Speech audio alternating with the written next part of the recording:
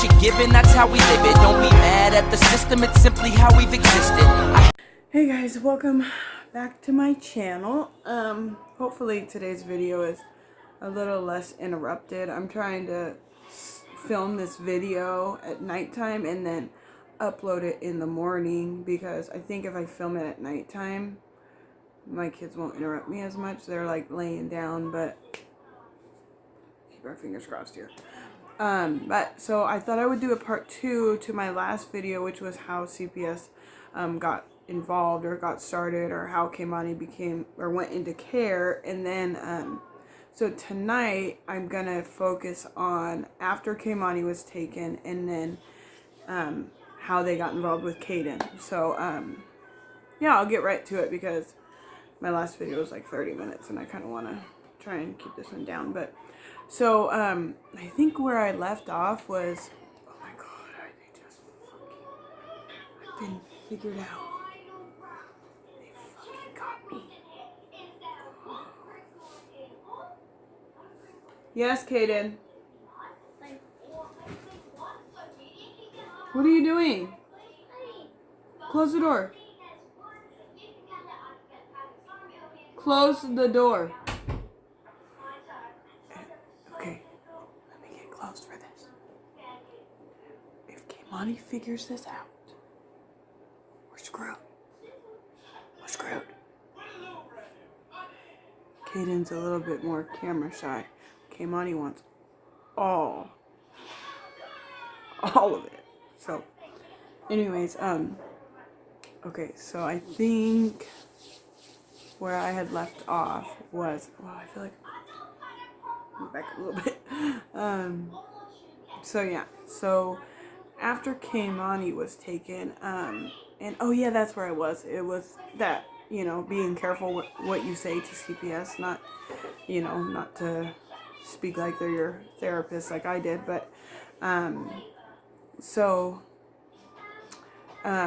you know, when they ended up saying, you know, that we want to be involved in your life, we want to, you know, keep tabs on you, and shut the door, please, Caden. Shut the door, babe. Thank you. You know, we're gonna keep track of. I'm gonna have to pause this. Maybe not. Maybe not. Okay. When they said yes, we want to be involved in your life, basically, they you know, had a meeting, and oh my god, now we're really screwed.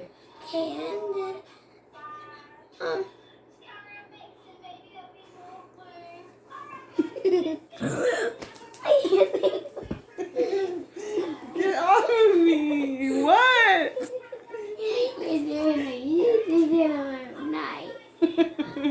Now you're never getting out of here. I just know you, child. Say what you need to say to them. Tell them that, you see how tired she is? You see? I told her we could start her a YouTube channel if she gets her behavior under control. If she can have good behavior, you guys will be seeing a YouTube channel from her and her sister. Oh god, now they're both here. Only on the CPS videos, by the way. Are they gonna just... Come on, kitten, go ahead, make your debut. It's nighttime. They're supposed to be going to sleep. Look at this. Look at her face. Get! Okay, say what you need to say so that we can get this over. Go ahead. Caden, say what you would like to say to the YouTube channel. No. No? That's it? Oh. Let's say hi to channel. Hi. Welcome back to KKK. Oh, not the KKK. The K family. The K family. No. Kayla, Caden, Keimani. and Keimani. And Kayla. And Kayla. Okay. Oh, okay. All right. They would do the rest of the video like this. Okay. Can you guys Skedaddle, please. Nope. Say bye, Kaden. No, give me my notepad back. Those are my notes. Those are Kaden. No, those are Mommy's. I use those notes. Oh yeah, I gave them to you. Thank you. Because I don't even need any. You don't even need any. I need them. Okay, here. I'll give you one sticky note and you one sticky note, and then No, you I go. don't need any. You don't need any more. Okay. I want one of these, one of these. No, and I'm one giving of you these. one. Kimani, here. Before There you go. All right, go, girls. See you later, alligators. Do not come out again. Kimani, I'm speaking to you. Get. What do you have that signal? So, Mommy remembers to look in the camera. Go. Do not come out again, Kimani. Shut the door, please.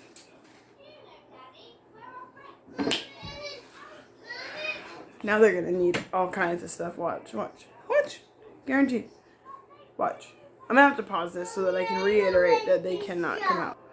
All right, I'm back. I had to seriously reiterate that they cannot keep coming in and out because it's just too much. But, okay, see, it's too much because I don't know where I was at.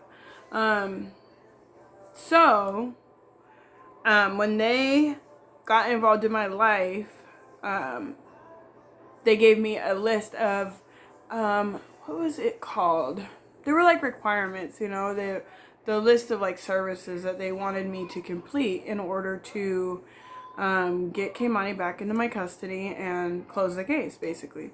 And so this started in June of 2015. And they were supposed to have like a resolution to the case, like you were supposed to either get your kids back and close the case out or have your rights terminated within, I want to say, like 9 to 18 months. Like usually like a year, give or take, but nothing more than 18 months is what I know here in Washington State. Like that's Washington State's like expectation. So, sorry, my eye is itching really bad. You know, so basically I should have had this case, like, so some of the requirements basically were, for me, I needed like a drug and alcohol assessment. I needed to follow that assessment recommendation, which a drug and alcohol assessment, you know, like I can get into technicalities about what it is later on, but really overall what it is, if you don't know, is, it's like an assessment you take with a counselor, and she asks you questions like, how, in the last 30 days, how many days have you used? Out of the last 30 days, how many days have you used drugs and alcohol? And, you know, it's kind of one of those tests where if you're honest, you'll get possibly an accurate result. But you can also, there's also ways, you know, you can just lie also. I mean, I'm not recommending this, but assessments aren't really like the best gauge of what you actually need. Like you as a person, you know, anyways. So a drug and alcohol assessment, following that recommendation, and I also needed like domestic violence, no, I don't think I needed domestic violence classes, but I needed parenting classes, I needed, you know, just an array of services, basically, the things that they wanted me to complete.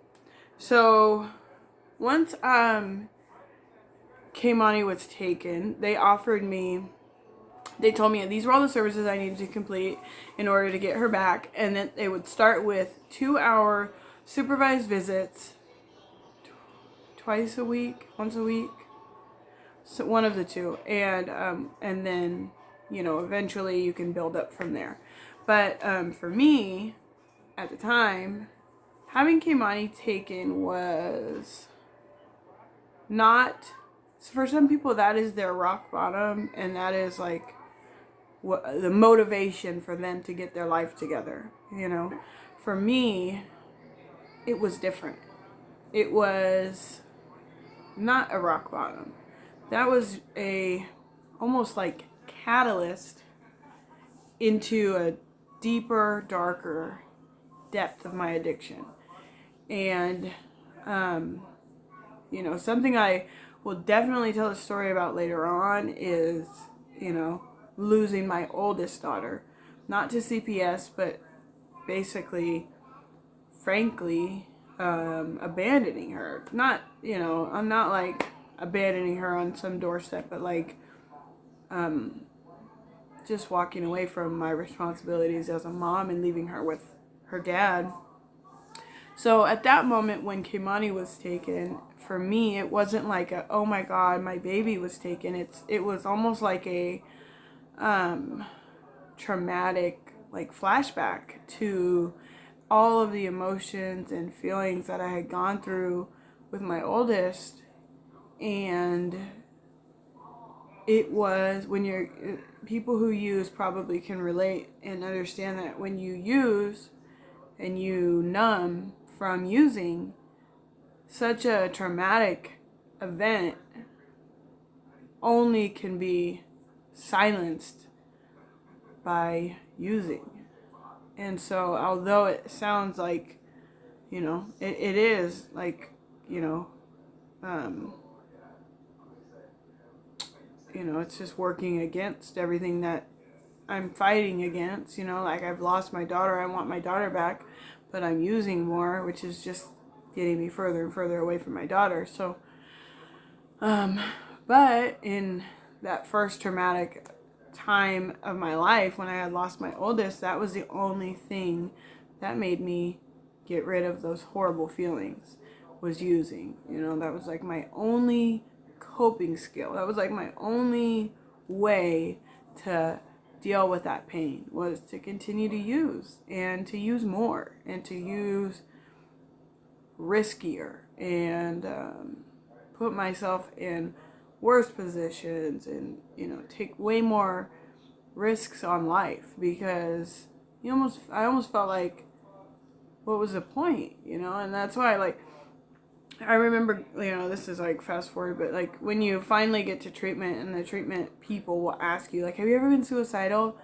And I would be like, no, I've never been suicidal, because I've never sat down and like wrote out a suicide note. That's what I was thinking as suicidal. But now being clean and having like time to think about that stuff is like, well, duh, like, what else was I trying to do other than die? Like, with the way I was living, what else is that other than trying to die, you know? So anyway, so basically what I'm trying to get at is that the CPS gave me this list of requirements, and this is what I needed to do. And here's the allotted time we will give you with your child, and get these things done and you can get your daughter back. And I remember my grandma telling me, like, if you do everything they say, they can't keep your daughter from you.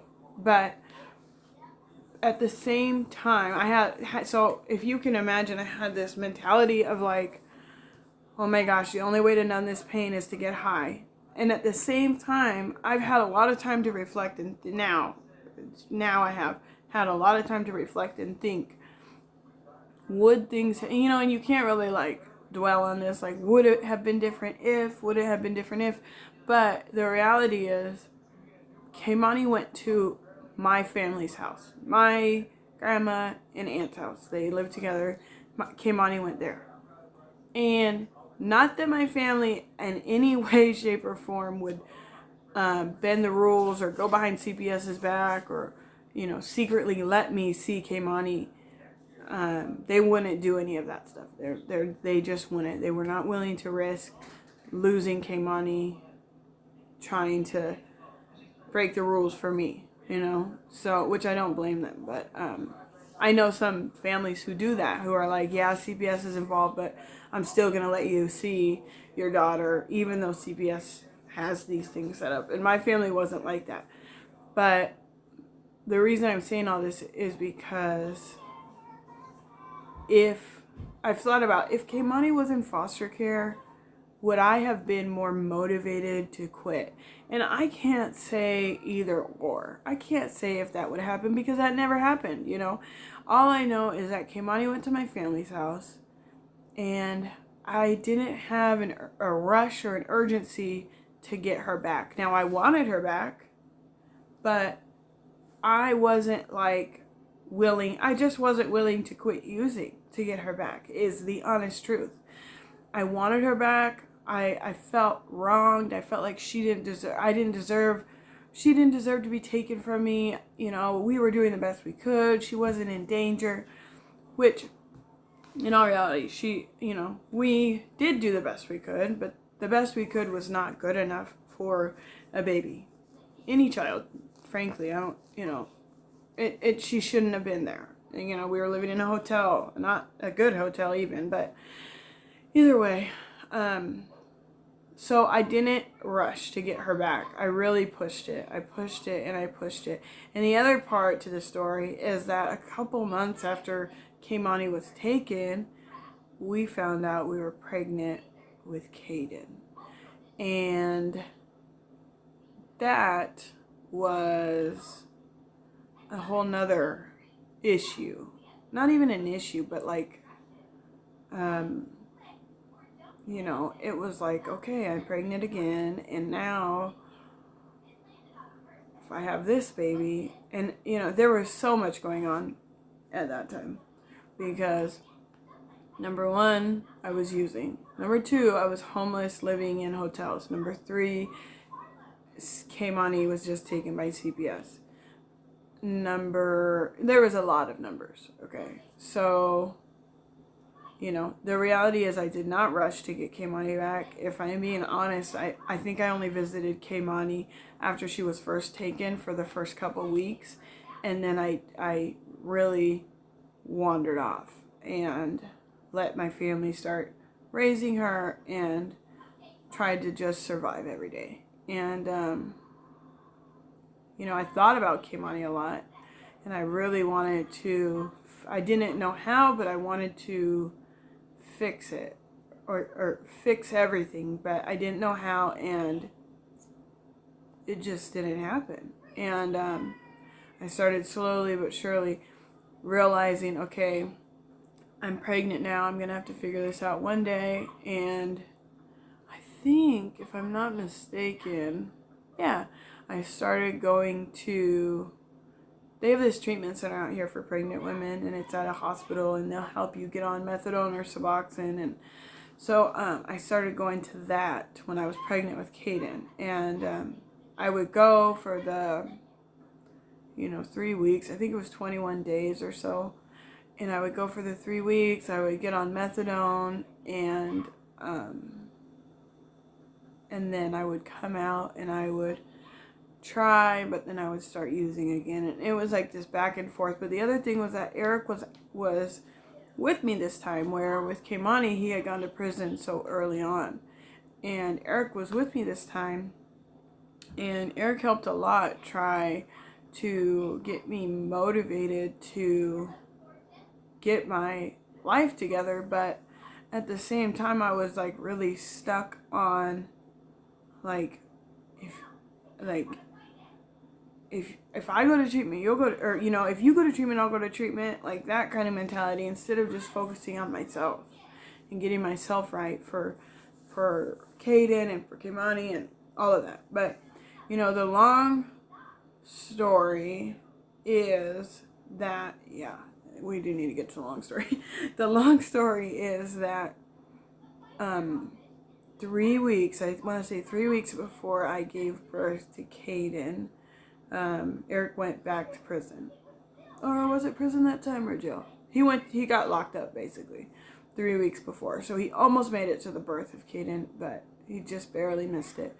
And the day he went to jail, he was on the run the whole time. And there was a lot that went on in that pregnancy. But by the end of my pregnancy, I still was struggling, and Eric ended up going to jail. And I want to say like the next day after he went to jail, I remember I was sitting on a very busy corner at a bus stop in Tacoma. And I remember I had high blood pressure during this pregnancy, and feeling so swollen and so out of breath, and so like, what in the world am I gonna do? And I called up to a treatment center, or that treatment center for pregnant women, and I got up there, and that day they ended up stopping my labor. They were like, I was going into labor, and they kept me pregnant for a couple of weeks.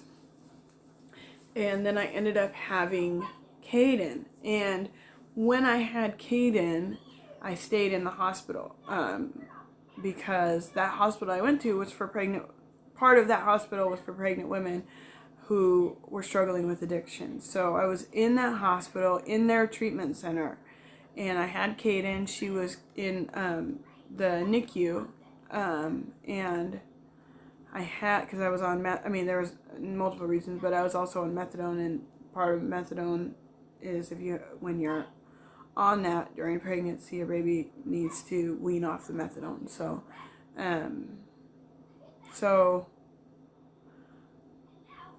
she was in the hospital, I was in the hospital, but I was going through the treatment part, and they found a bed date for me at a 6-month treatment center for pregnant and parenting women. And because I had committed to going to that treatment center, CPS, who naturally is going to get involved anyways, because I already have a child who's in their care, my grandma's care, but still they're involved. And now I just had another one. But because I was going to that treatment center, they were willing to let Kaden stay with me, which was a miracle and a huge blessing. And he gave me a huge, I felt like, oh my gosh, they're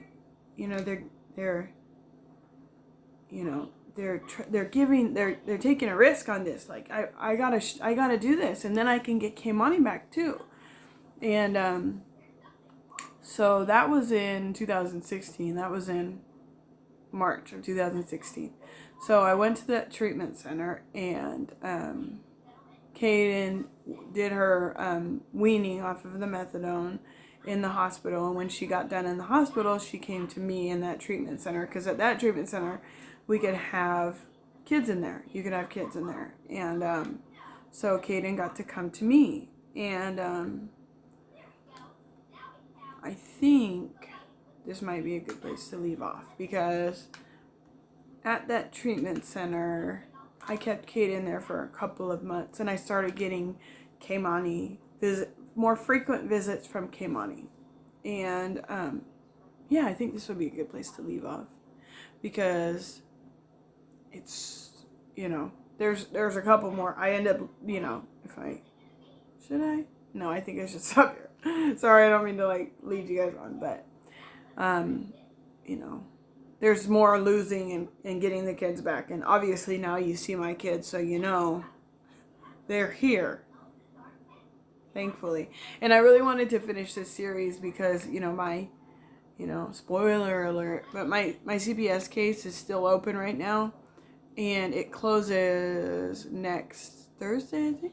Next week sometime it closes.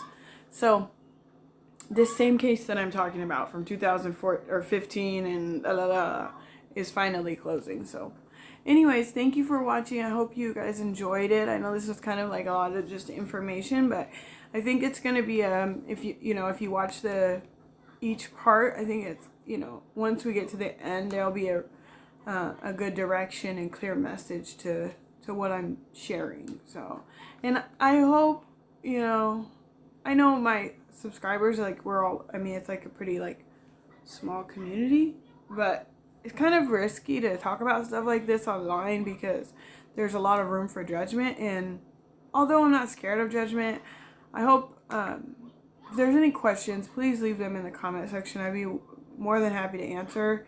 And the beauty in things is that I'm sober now, and I can't change a lot of the past. I don't feel great about it. A lot of the stuff that I've done or put my kids through, or my unborn children, there's a lot that I don't feel great about, and I'm not in any way trying to glorify or glamorize any of this. None of it is glorious or glamorous, so I just hope that this comes from, this is being received the right way. And so yeah, anyways, I just thought I would throw that little disclaimer in. So yeah, thanks for watching, and hopefully I will be able to post or record part 3 tomorrow. It's either going to be 3 or 4. If I can squeeze it all into 3 parts, I'll do that, but it might have to be 4. Obviously, it's almost 5 years, so anyways, thanks again for watching, and I hope you enjoyed. Bye!